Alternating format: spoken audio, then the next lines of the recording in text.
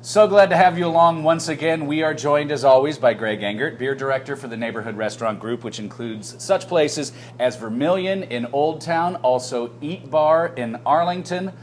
What's on tap this week?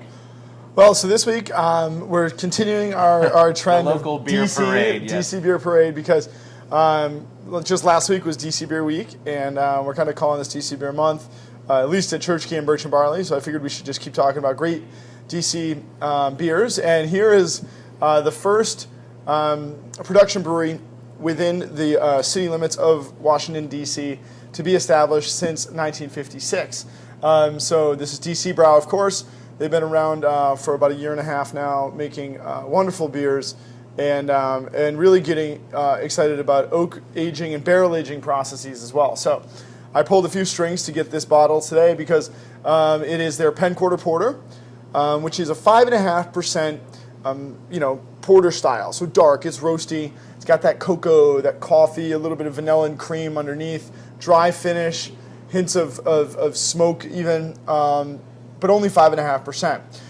This is a different version. That's that beer as the base, Penn Quarter Porter they call it, that has been matured for 6 months in oak barrels that previously held Catoctin Creek rye whiskey, also local, from Loudoun County, Virginia. And they actually were the first distillery in Loudoun County since before Prohibition. So kind of cool. We got two locals, two kind of innovative new locals working together. And if you look in the bottle here, it says oaked over the top. This is actually a repurposed label.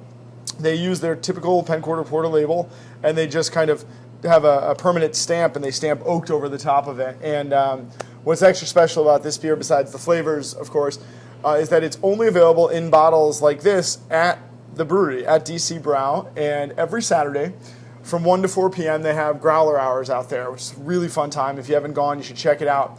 You head out there between 1 and 4. You can go up, you can buy growlers to go, have your growlers filled, buy all sorts of merchandise, and have access to some beers that you won't see in bottle elsewhere, like Oak Penn Quarter Porter. Typically, they have some food trucks and stuff outside, so you can get a bite to eat.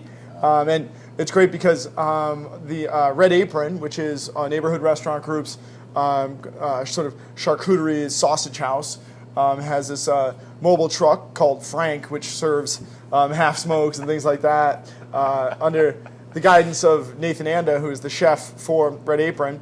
And they tend to kind of hang out there too, so you can go and buy some great beers from DC Brau, grab a great half smoke or brat from Nathan and Red Apron as well. Now, do they do tours on Saturdays too? I believe they do tours as well. I mean, what more reason you need to go check out this local brewery? Tour, get a growler filled, yeah, it's a fun have time. a half smoke. And those guys they're really cool too. Brandon Skull, Jeff Hancock, close friends of mine. They're tireless energy behind their beers, but in craft beer in general, spreading the word, and they make fantastic beer. So I met them at Savor this year. Yes, they were involved with Savor. Yeah, it's cool. Well, without further See ado, what we have here? don't you like the way Greg pours a tasting sample here? Yeah. Mm-hmm. Barely twirl it around. Wow. It's great.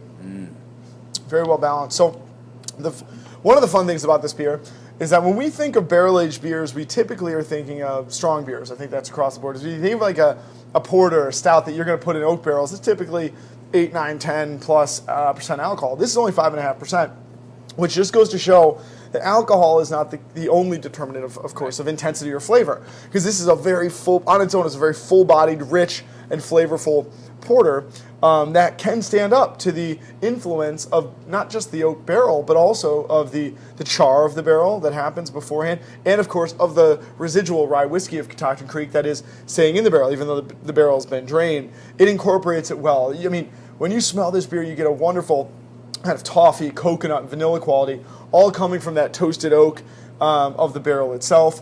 On the palate, that dry, roasted, chocolatey note in the finish now has a little bit of layered tannin from the wood, but also a kind of spicy rye whiskey note that's it's really well integrated as well. It doesn't taste like rye. And there are a lot of great bourbon barrel-aged stouts out there and other types of beers that are fantastic. But if you're worried, you kind of go, oh, bourbon or rye. Oh, it's mild. It's mild. It's milder, but it's still a great mix of flavors. And I don't know, I hope the DC Brow guys don't hate me for saying this, but I almost get a little Irish coffee sort of absolutely. That's a great point. That's what sort of came to mind. Like a Bailey's cream. And that's Exactly, from that vanilla of the wood, as well as the little caramelization of the beers, definitely gives you that. And I think that's it's really great. And I wanted to tell a quick thing about oak barrels. I think it's really cool.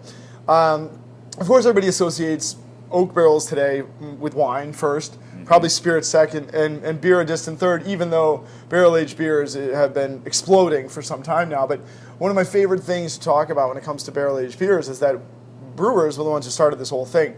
So we go way back to around the time of the birth of Christ, and you have the Romans coming up through continental Europe on their way to Britain.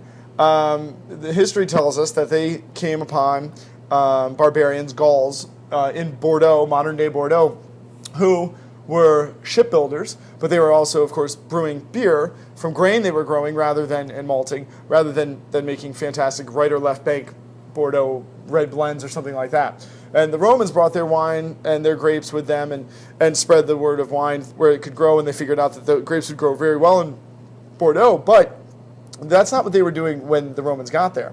And the Romans were actually transporting their wine in, clam phora, pottery, and things like that. Maybe a little palm wood, which isn't a great wood for storage because it's kind of brittle. And it was actually these barbarians brewing beer in Bordeaux who were the first to utilize oak barrels that are almost identical to the barrels used today to store, ship, serve beer rather than wine. And the Romans actually took this from them. So these shipbuilders learned that by heating up oak, they could bend it. But oak's great because it's malleable but still strong. So they could make ships from this, and then they transferred it over. And one of the reasons they liked it so much is because it allowed them to roll the barrels and move the beer when necessary. And so the Romans actually took this from the barbarians brewing beer in Bordeaux and applied it to wine. Now, you know much, much, much more about this than I do, and I don't know if this applies at that time, but there was also a time when shipbuilders, dock workers, they drank beer all day on the job, but not the type of beer that we know today. Yeah. I mean, most of civilization's history. First, beer is caught up and intertwined with civilization's beginnings. In Mesopotamia, between the Tigris and Euphrates, civilization began 8,000 years ago around the deliberate agriculture and cultivation of grain for bread making, and then beer making came along later. Because as civilizations develop, they're going to pollute those same water sources that used to be clean. So beer in grain growing regions, primarily grain growing regions, was the drink of the day and the hydration of the day, because you can go days without eating, but you certainly cannot go days without drinking. And these would have been, to your point, lower alcohol beer. So if you're drinking up to 5 gallons or more of it during a day, when you're, also it's back then, this is lots of physical manual labor out in the heat, you're hydrating with beer rather than anything else. And even if they were to achieve a buzz through doing this, I think it would be okay based on just what life must have been like back then. How could you survive the day without some kind of intoxication? Too bad can't, no, not at work today. Okay, well, now I know that this would be great with a cigar, but what about pairing it with food? Food? I think with this, you said Irish coffee, so it makes me start thinking desserts and digestives and things like that. So I'm thinking creme brulee with this, because it has, doesn't it? It has. I just thought it has a kind of burnt caramel effect to it. Like the torch, the caramel on top. It'd be great. And then it wouldn't just blanket that, because you get that great vanilla curd quality from the creme brulee that would be awesome with this. So that's something I could see. A lot of people would probably just pour it over ice cream, vanilla ice cream, and eat it that way as well. And sometimes at nice restaurants they have these desserts where it's the ice cream layered with the thin, crisp wafers that are sort of caramelized. That sounds fantastic. Really amazingly well balanced. Delicious, fantastic taste. Have you got a question? I'm sure you can ask Greg better questions than I can. So if you have a question, here's the email address, beeroftheweek@WTOP.com. Greg, we appreciate it as always. Thank you. Thank you.